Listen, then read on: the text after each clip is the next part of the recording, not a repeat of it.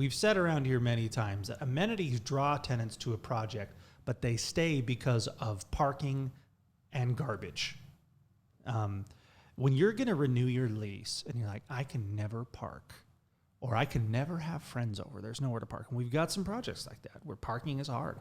I think a lot of cities give you less parking than you actually need, and it's tempting as a developer, right? Parking is the ultimate density killer. It kills your profit. You see those big parking lots and you think, I could have built units there. Mm-hmm. But, you can get so dense that nobody wants to live there, so what does it matter? There's that line you cross. But the garbage can be a challenge. I've noticed that even culturally between states, there's ways that people think about garbage differently. Like, should I have to take it out? Do I have to put it in the dumpster? Right? And there's a big education process there. Chase, are you still president in one of the Vineyard HOAs? Yeah. Okay. Tucker Row. All right. Does Tucker Row do dumpsters or cans? So when we started that project, they used to do dumpsters. And then shortly after, I think it was like 3 to 6 months into that community when it was finished and stabilized, we found out that a bunch of just random people, we didn't know who they were, that didn't live there, were coming and just randomly dumping their garbage, their couches, whatever it was, in the dumpsters. And so the owners or the tenants, they weren't able to take out their trash. They were just getting filled up too fast. So we had to make that adjustment.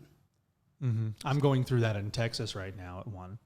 People just, I call them couch bandits. Yeah. I mean, it's just couches just tossed outside of dumpsters all the, and it looks terrible. It just clogs up the whole dumpster, and it looks gross, and it's unsightly. We just spent like $8,000 doing a complete power wash of the entire subdivision, because you build it and there's dust and things happen, and a couple years later it's due for a bath, right?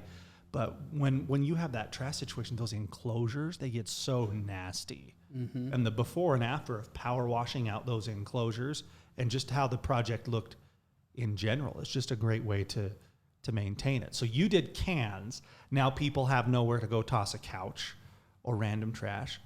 I may or may not know a guy that occasionally, when he has too much trash, finds a dumpster. I don't know if you know anybody like that, or if any of our listeners may have ever thought of doing something like that. Kind of like I did last night after I moved my kids into their townhomes. We had boxes, and there happened to be a dumpster. Yeah. It was on site, though, so at least it was the builders that we bought from. Yes, but exactly.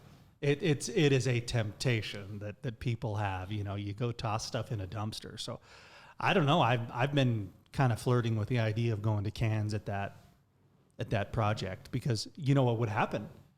We get to demo those dumpster enclosures and pick up 2 to 3 extra parking spaces spread out evenly over, there's probably 6 or 7 dumpsters. I've got 18 extra guest parking spaces, mm-hmm. But the units aren't really designed in a way where there's a good place to keep a trash can. Right, yeah. So there's some give and take there. If you get rid of the dumpsters, you have extra parking possibly. Yeah.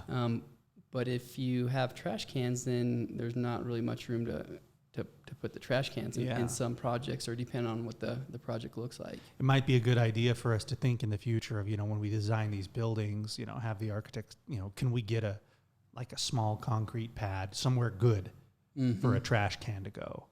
Yeah, right off to the side or something like that. Because the drawback to this is if we have dumpsters, this turned into a garbage conversation, right?